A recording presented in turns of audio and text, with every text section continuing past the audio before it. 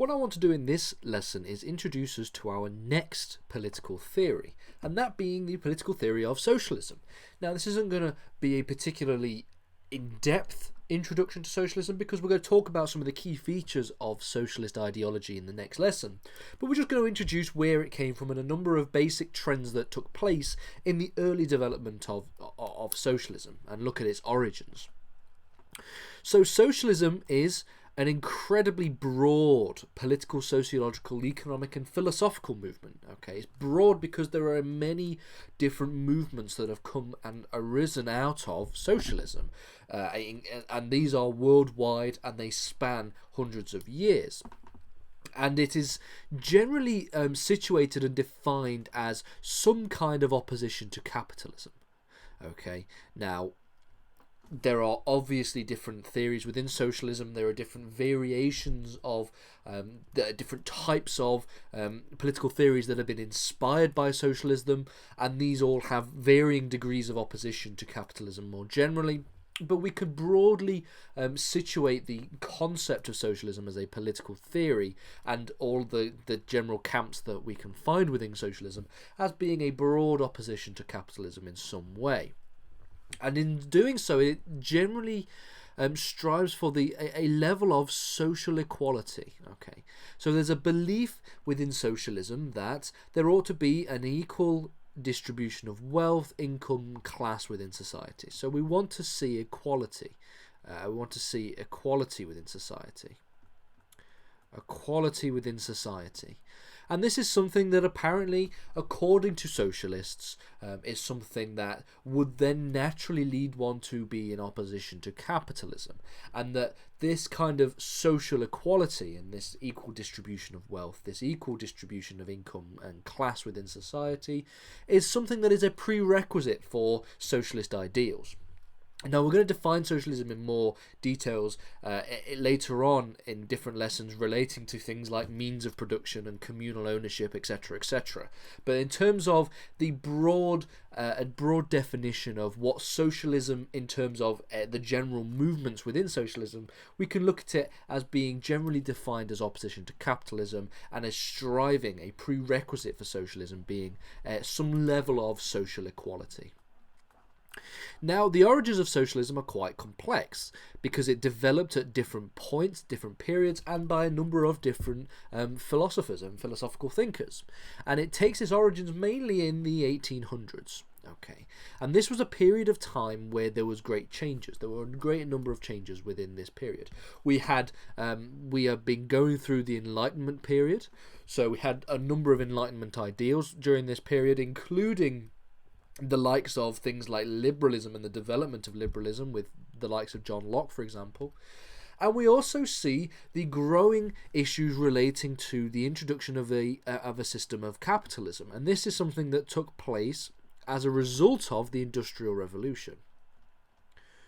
The Industrial Revolution. The Industrial Revolution. And this is really where we would find out the origins of modern capitalism as we know it today, or at least a variation of modern capitalism as we know it today, in the Industrial Revolution. And with the growth of the Industrial Revolution and the greater growing of class divides and income and poverty and all of these different things, comes numbers of different philosophical theories that are intended to try and reduce these and oppose effectively the new understanding of capitalism and something that resulted from the Industrial Revolution. The first people to ever use the term socialist were those of Charles Fourier and Robert Owen. Now, these were known as the utopian socialist.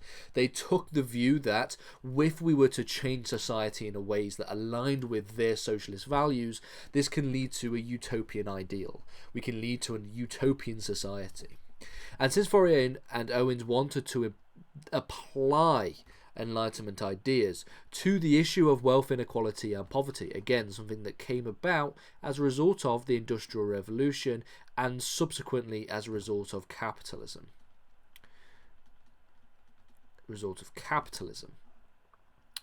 Now, according to Owens, the conditions of capitalism created lives of misery and conditions that were, quote, unworthy of rational beings. And so we have a situation here where we are not just proposing a new utopian ideal within the realm of socialism, but we're also heavily critiquing the views that and the ideas that existed at the time, this being capitalism and new issues that have arisen as a result of the Industrial Revolution. Now, there are other socialist thinkers that existed in and around these original areas, this original era of socialist thought. Of course, arguably the most famous of the socialists was that of Karl Marx. And Karl Marx and Friedrich Engels were both very critical of utopian form of socialism. They didn't necessarily argue that socialism was something that can just be a utopian ideal. In fact, I can remember that my old philosophy professor argued that it would be naive to view any kind of socialism or communist ideals as one of utopia, and this would be something that is very shows quite an inept understanding of human nature, as well as a number of other social issues that take place. And according to Marx and Engels, socialism is a state of society, and that state of society would naturally and inevitably replace capitalism. Now, what we mean by naturally is that the conditions for socialism